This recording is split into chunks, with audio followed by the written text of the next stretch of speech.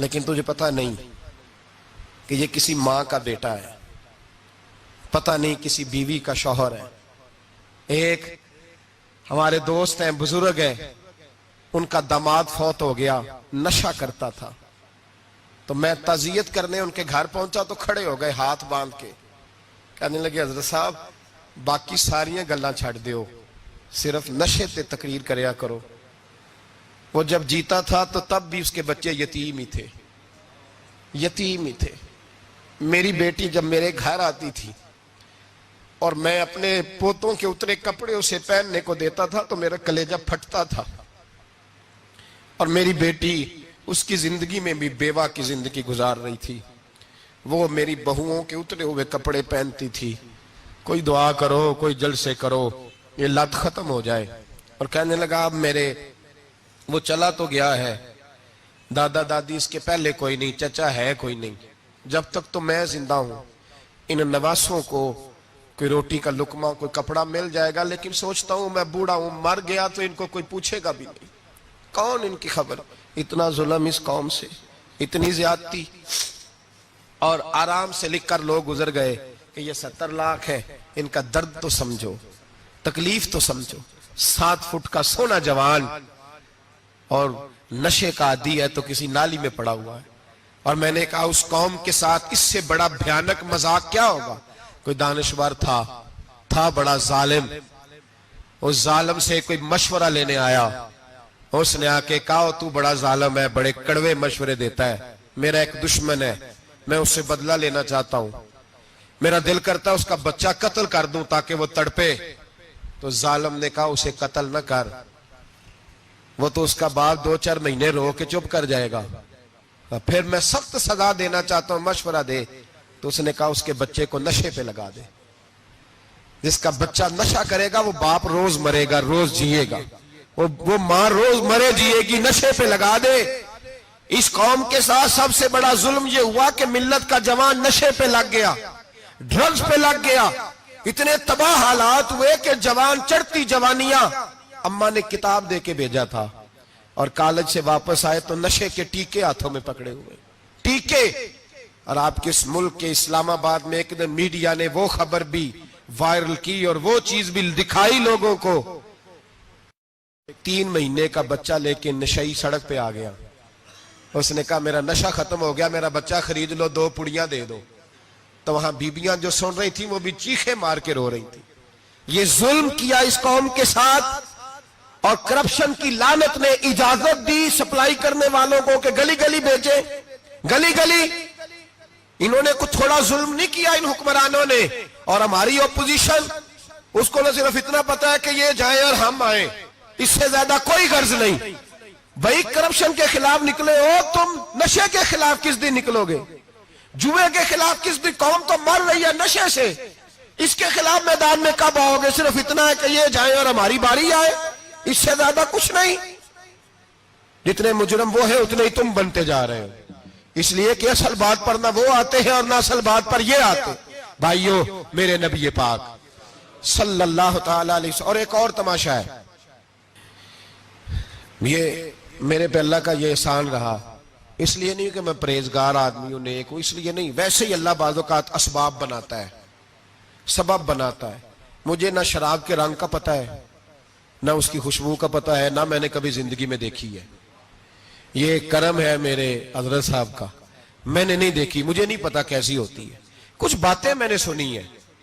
ایک محفل میں بیٹھا تھا مجلس میں، تو ایک شخص نے کہا کھانسی نہیں جاتی بچے کی، دوسرا اس کو مشورہ دے رہا ہے، کھانسی نہیں جاتی، بڑی دوائی، دیسی بھی فلاں بھی بڑی کھائی، مشورہ دیا اس کو کہ تو اس طرح کر، اس کو نا شراب کے 2-4 چمچے پلاؤ، کہتے ہیں جی اس کو نا یہ پلاؤ تو صحیح ہو جائے گی۔ تو میں نے پلٹ کے اس کی طرف دیکھا، میں نے کہا کوئی عقل کر، کیا مشورہ کرنا؟ مولانا میرا تجربہ ہے۔ میں نے کہا تیرا تجربہ افضل ہے یا رسول اللہ کا فرمان زیادہ افضل ہے؟ تیرا تجربہ افضل ہے۔ حضرت ام سلمہ رضی اللہ تعالیٰ عنہ کہتی ہے میں نے عرض کی یا رسول اللہ صلی اللہ علیہ وسلم میری بچی بڑی بیمار ہے، تو مجھے کسی نے کہا ہے یہ تھوڑی سی نشے والی چیز ہے، یہ بنا کے تیار کر کے دو، صحیح ہو جائے گی، بیمار ہے بچی تو یہ نشے والی چیز ہے، اس کو تیار کر کے دو، تھوڑا نشہ ہے۔ اگرچہ بعض میں نے شروع میں کہا بعض لوگ مریض کو سخت مریض کو ایسی ادویات جو مجبوری بن جائے اس کی گنجائش اور اجازت دیتے ہیں. محتاط علماء تو اس میں بھی بہت ساری چیزیں پہلے بیان کرتے ہیں, لیکن اس نے کہا جی میرا نشہ دینا ہے شفا کے لیے. تو حضرت ام سلمہ کہتی ہے میرے نبی پاک نے میری طرف دیکھا, میری طرف, تو میں نے کہا یا رسول اللہ آپ کیا فرمانا چاہ رہے ہیں؟ تو نبی پاک نے فرمایا ام سلمہ کبھی ناپاک چیز میں بھی شفا ہوئی ہے, کبھی ناپاک چیز میں بھی, کبھی شراب اور خمر میں بھی شفا ہو سکتی ہے. شفا رب کریم نے رکھی ہے پر شہد کے اندر رکھی ہوئی ہے, شفا اللہ نے رکھی ہے قرآن مجید میں رکھی ہوئی ہے. تو اس میں بھی کبھی یہ حضور نے بیان کیا ہے کہ اس کے اندر شفا ہو سکتی, تو امت کتنی دلیری کرتی ہے جو یہ مشورے دیتی ہے کہ اس کے اندر نشہ ہے, شراب ہے, تو کھانسی چلی جائے گی تو فلانی بیماری چلی جائے گی. نہ آؤ ان چیزوں پہ, نہ اپنے ایمان کو خرابی دو, اور نہ ایسی باتیں کرو جس سے کہ ڈائریکٹ رسول اللہ صلی اللہ علیہ وسلم کے واضح ارشادات کی مخالفت ہو. میرے نبی پاک صلی اللہ علیہ وسلم نے فرمایا, اور پھر کچھ لوگ کہتے ہیں تھوڑی پی ہے جی.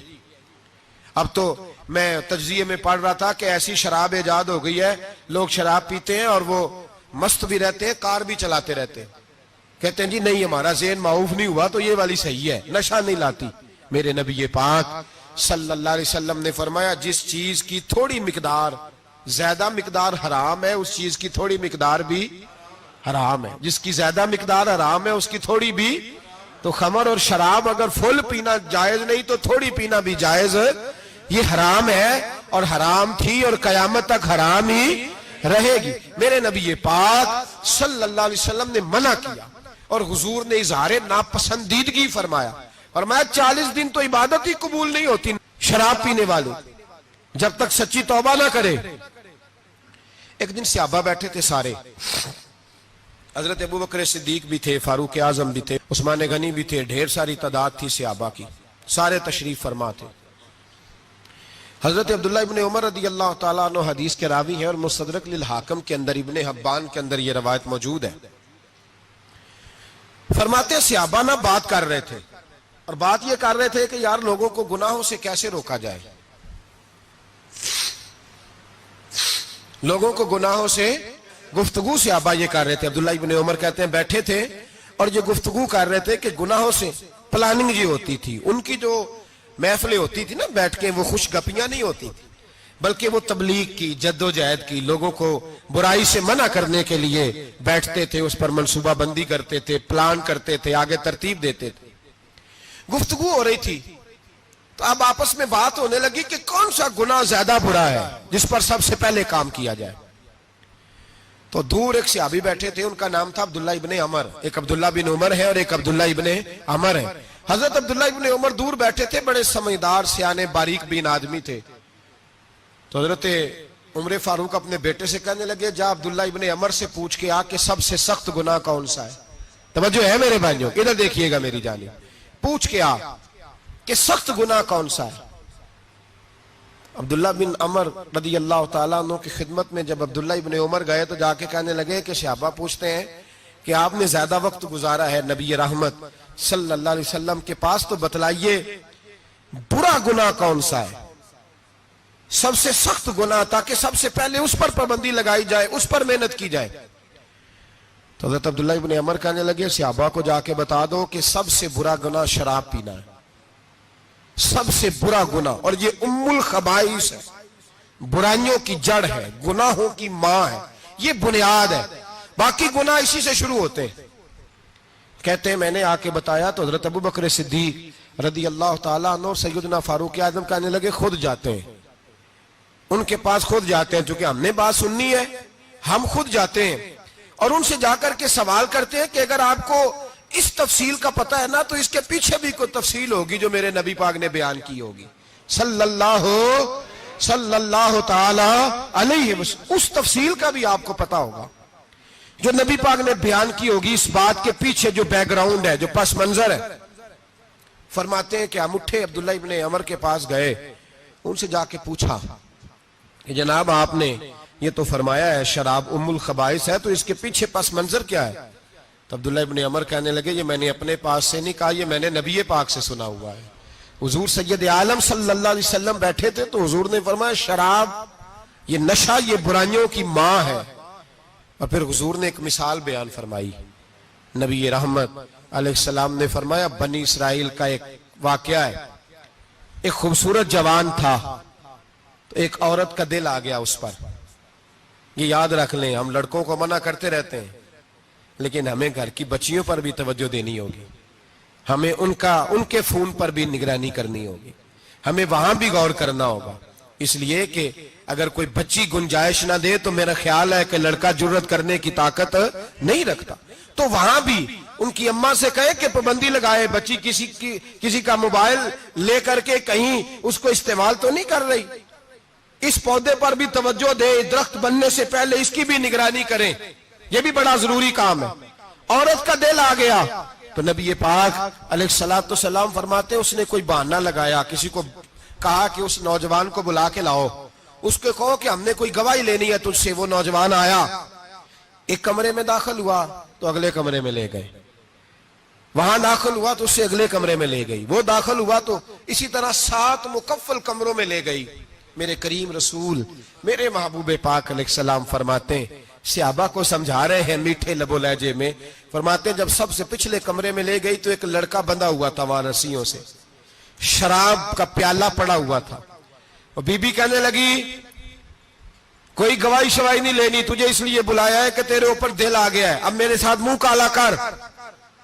تو وہ جوان کہنے لگا نہیں, میں نے اپنے نفس کو پاک رکھا ہوا ہے, میری نظر بھی پاک ہے, دل بھی پاک ہے, اور اس کی برکت یہ ہے کہ رب نے میری روح کو بھی پاک رکھا ہوا ہے, تو میں یہ حرکت نہیں کر سکتا. پاک لوگ پلید کاموں کی جانب توجہ نہیں کرتے, میں یہ حرکت نہیں کر سکتا. اقبال نے اپنے بیٹے کو دعا دی تھی, اس نے کہا تھا حیا باقی نہیں ہے زمانے کی آنکھ میں, خدا کرے کہ رہے تیری جوانی بے داغ, خدا کرے کہ رہے تیری جوانی بے داغ. کہا میرے ساتھ منہ کالا کر, اس نے کہا میں نہیں کرتا. کہنے لگی چل پھر اس کو قتل کر, اس کو میں نے باندھا ہوا. اس نے کہا میں قتل کیوں کروں, میری کیا دشمنی ہے. کہا پھر شراب پیو, کہا میں شراب بھی نہیں پیتا.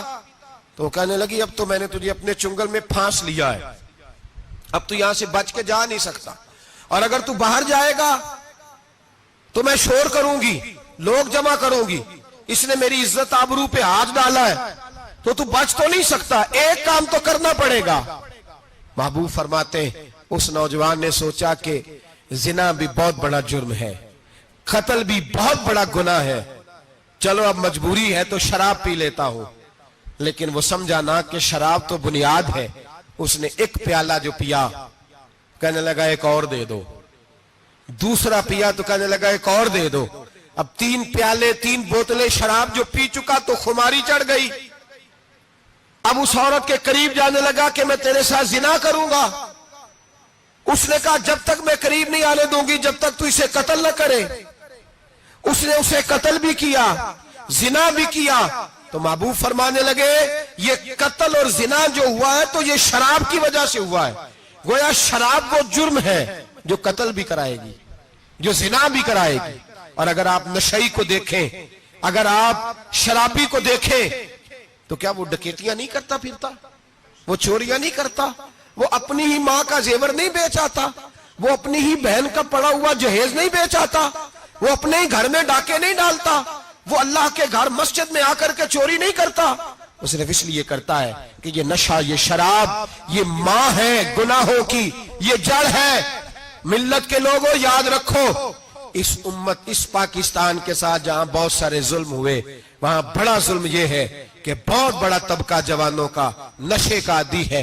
وہ نشہ انہیں عشق مجازی اور عورتوں کے عشق کی جانب لا رہا ہے. وہ نشہ چوریاں کرا رہا ہے, قتل کرا رہا ہے, ڈکیتیاں کرا رہا ہے. بہت بڑے ظالموں نے بہت بڑے ہاؤس بنائے ہوئے ہیں جن کے اندر شراب فراہم کی جاتی ہے, نشہ دیا جاتا ہے. میں نے تو ایسے ایسے لفظ سنے کہ الیکشن کے دنوں میں ووٹ لینے کی خاطر سیاستدان انہیں نشہ فراہم کرتے ہیں, انہیں باندھ کے رکھتے ہیں, روز تمہیں پڑیا ملے گی, ووٹ ہمیں ڈالنا. اتنا ظلم, اتنی زیادتی, اتنا جبر, ایک انسان کے ساتھ کھیلنا. لوٹ آؤ, پکڑو ان کا دامن, اپنے گھروں کو بچاؤ, اپنے دوستوں کو بچاؤ. جاگو جاگو امت کے لوگوں جاگو. میرے نبی پاک صلی اللہ علیہ وسلم کے کلمہ گو لوگوں کو بچاؤ. ان پر اگر سختی کرنی پڑتی ہے تو کرو, پیار کرنا پڑتا ہے تو کرو, محنت کرو, جدوجہد کرو.